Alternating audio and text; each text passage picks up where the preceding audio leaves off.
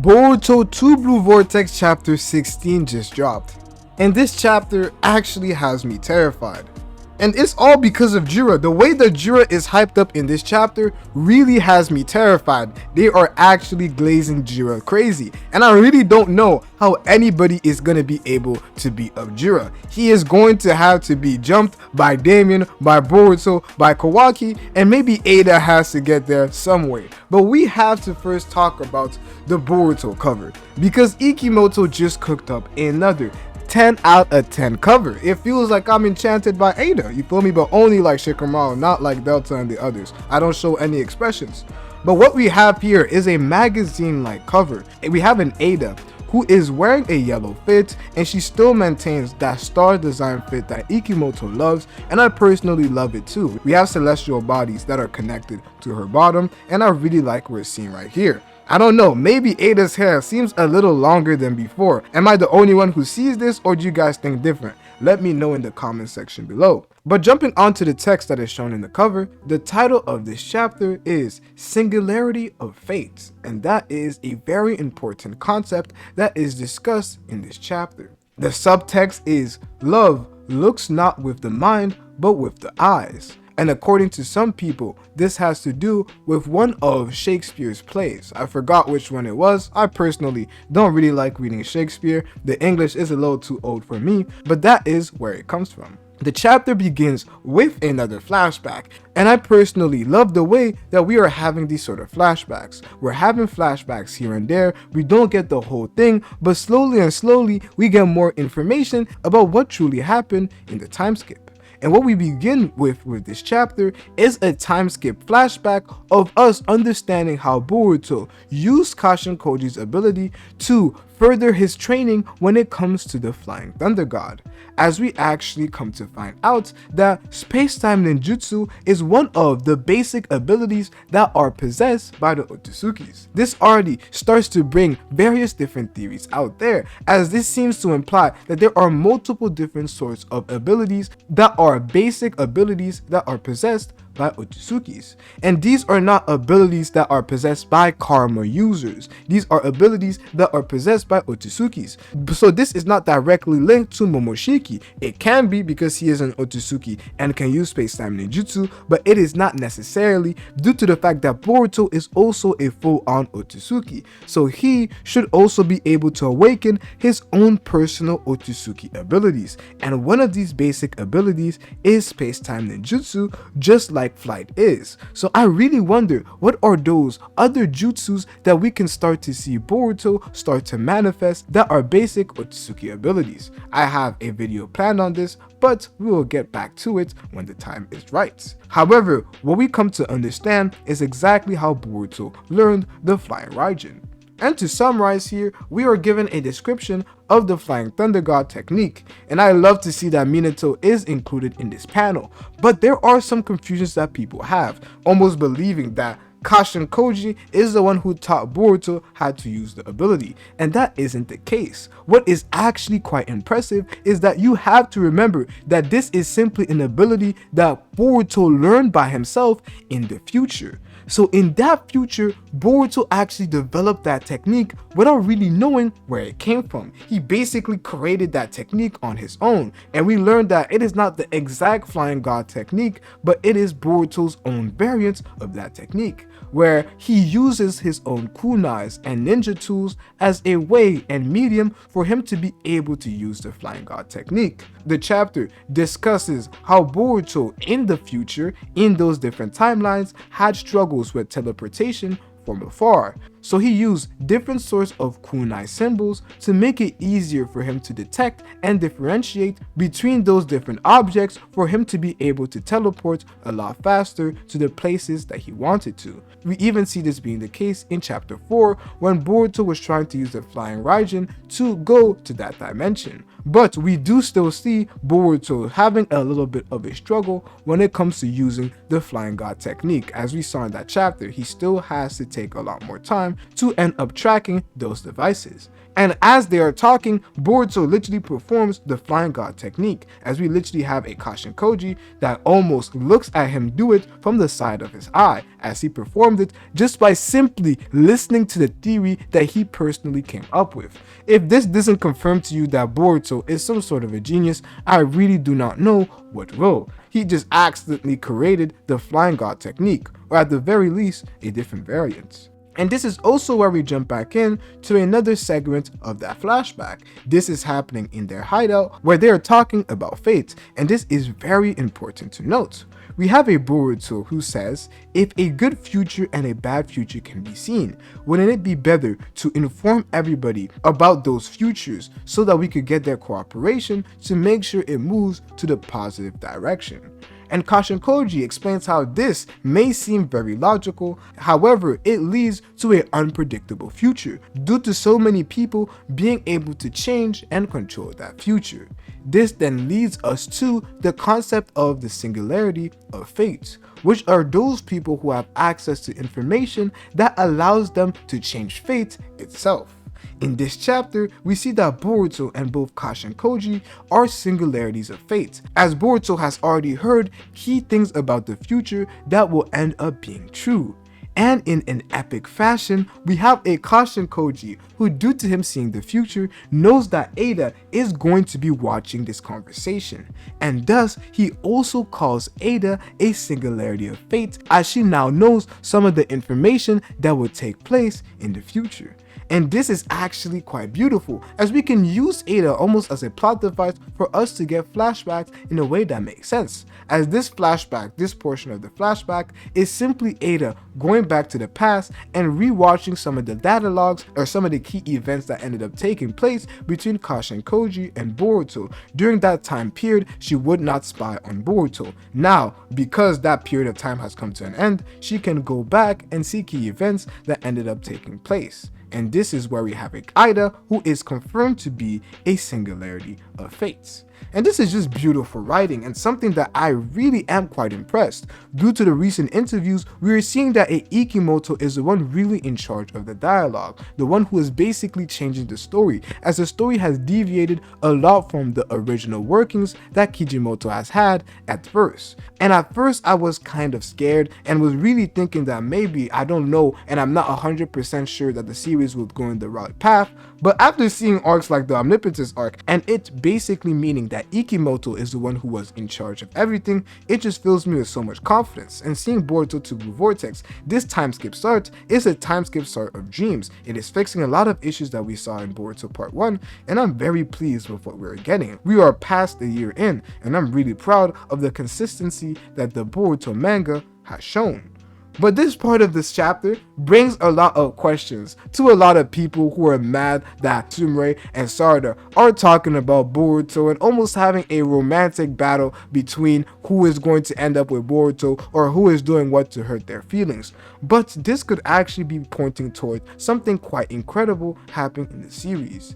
We basically have a Sumire who are talking about what exactly they must do to help Boruto. We have a Sarada who wants to be heavily involved, while we have a Sumire who just wants to give Boruto that space. Argument is that Boruto would have simply died if she did not help him fight versus Hidari. Whether that truly is the case or not, I don't know, but what I would say is that Boruto is carrying a lot by himself and with Kashin Koji, so Sumire's point is fair. However, Sumire brings up something that is interesting, and it really tells us where most of her arguments lies, and that is the fact that she believes that Sarada is being inconsiderate of her feelings. And this is really coming from deep down. This is deep down how Sumire is feeling. And I personally am not a girl, but watching this as a guy, I really like seeing the inner conflicts that females have with each other. Sometimes I wish it didn't necessarily have to involve a guy and mainly just be about them two without having to involve a man, but personally I really like the inclusion of this.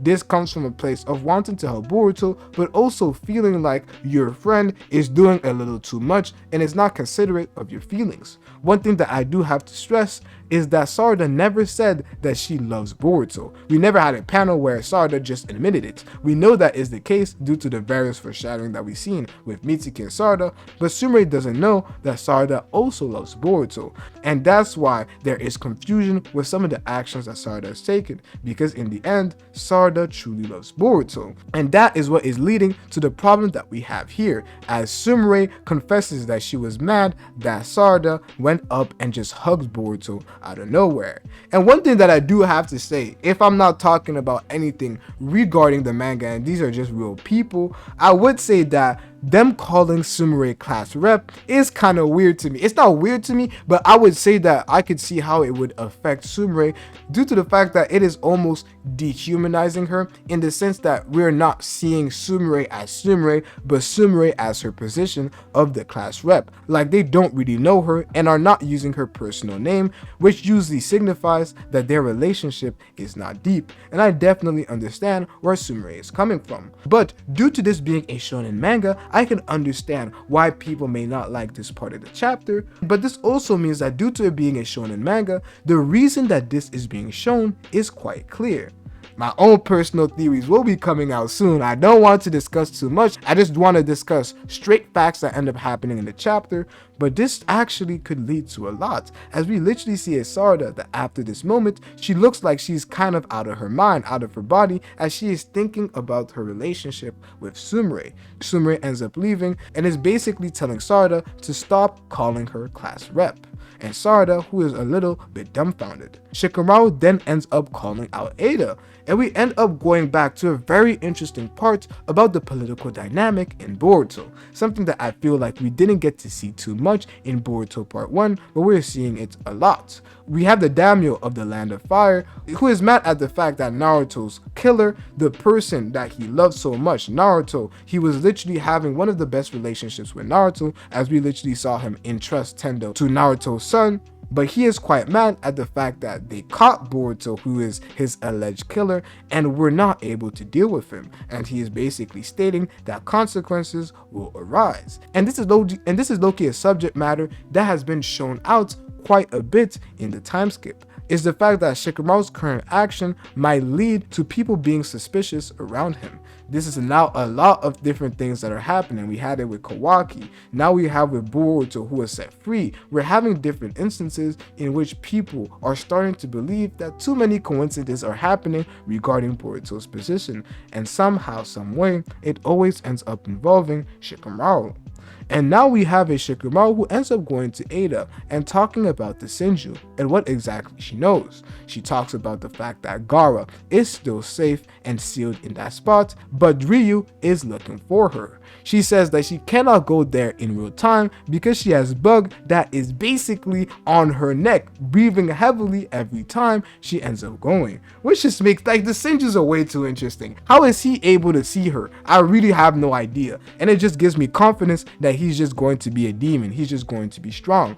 But one thing that is very interesting is that we have Kashin Koji that makes an appearance in this chapter. And it's not due to Kashin Koji just coming out of nowhere. Shikamaru really, as soon as he's touched the Hokage cape, he went back to being the intellectual demon that we know him to be, as he deduces that Kashin Koji has been working with Boruto. And this is something that I am very proud of, because the people who were able to deduce that were people who knew quite well who Kashin Koji was. People like Amato and people like Kawaki. But Shikamaru, who has never met Kashin Koji before, only saw him fight versus Ishiki, he is able to deduce that Kashin Koji is the one who is working with Boruto. And Kashin Koji is like, yo, you're very perceptive, and I'm quite happy to see that you were able to figure out that it is me.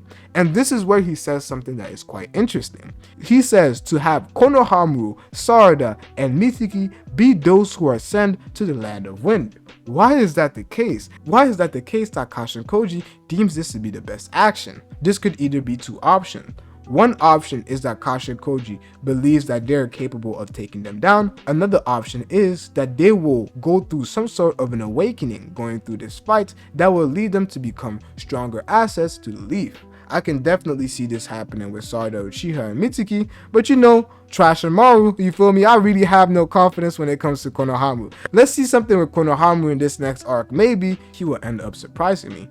And that's exactly what he ends up saying to Shikamaru, as these are the candidates that he wants Shikamaru to go and send to the Land of Sand. Shikamaru obviously asks for more questions, but that is not going to be the case. And this is where some of the information that starts to frighten me regarding Jura starts to appear. And this is in his conversation about Himawari, where he is like, Himawari must not leave the village under any circumstances. She is targeted by Jura, so if she leaves the village, she is going to be killed. And yeah, Jura could basically kill her whenever he wants, and that is most likely to happen if she leaves the village. So Himawari is staying in the village. And now this is what is basically, this is crazy. This is absolutely crazy. You guys have to remember that this is the Leaf Village that we are talking about. But this is what Kashin Koji says regarding Jura making an appearance. If he wants to come to the bookstore, for example, you guys should continue acting like he is an ordinary customer. You guys should not provoke Jura under any circumstances. If he gets serious, I believe our victory would be unlikely, maybe impossible. Jura is a demon, and if this doesn't make you fear Jura, I really don't know what will. As this almost confirms that he is stronger than Damien, because what is being said is that if Jura appears, then quickly run. This is absurd to me. Is Jura really that strong? Maybe I'm like, I don't know, maybe I'm underestimating Jura. But this is crazy work that I'm hearing right here when it comes to Jura, and then after he says that, he just simply leaves. And this is going to be quite interesting to see what happens. And also, what I've been saying about flags when it comes to Shikamaru's current predicament as Hokage, we have a Kashin Koji who basically tells Shikamaru that moving forward, he should be a little bit more careful and worry about his position.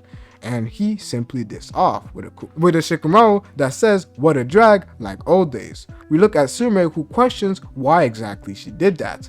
And we have a Sarada that is low-key spaced out in their mission. And they end up meeting a Yara and Yado, who are getting ready for their mission. It's to deal with the retrieval of Gaara, just like old days. They are spying on the Shinju, and they end up seeing Matsuri and Ryu pop up. There was a possibility it was going to be one or the other, but this is the worst future, so it's going to be both. And they see a toad that is basically their clue to finding out about Boruto. And due to the fact that Kashin Koji knows about this, why did he not remove this clue? It almost feels like Kashin Koji is manipulating the circumstances to lead to a future that is better for the Leaf and the world entirely, which could definitely mean that he is actively trying to awaken these three people's power, as some way somehow they will be key. But this is where the chapter ends off. We have a Matsuri and we have a Ryu. Then this is one of my favorite type of panels from Ikimoto, especially when the two people who appear in the panel are people that are fighting, almost like Code and Boruto had in chapter 2 of the time skip. But this one is of Ryu and Matsuri. This looks cold to me. The Shinju really have aura. We could really see one of the best written groups that we have seen in a while. This could be the best written group in Nujin anime, and I'm quite intrigued. They say a clue, it leads to Boruto. And the side text is, ending it all, the ninjas of Suna and Konoha challenge the two Shinju who possess unfathomable power. Huh? Yeah, I'm scared. I'm scared. Wait, bro, I don't know. Like, these chapters has been scaring me. There's no Boruto.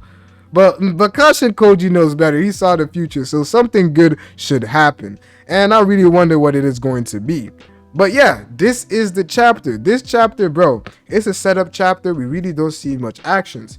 If chapter 79 is a 10 out of 10, chapter 66 is a 10 out of 10, then I'd rate this a cool 8 out of 10. Perfect build-up chapter, narrative points that are going to be executed and shown to us in the following arcs are being shown to us now. So I personally love the inclusion of this. I love the way the chapter is built. And yeah, this chapter is at 8.5. Yeah, I'm bumping it up to 8.5. Yeah, this chapter is too cold. I don't know. Like, any chapter is just too cold to me. I don't know. Maybe my rating is off. But you guys, let me know your thoughts and concerns in the comment section below. It's been your boy Dynasty, and I'm out, bruh.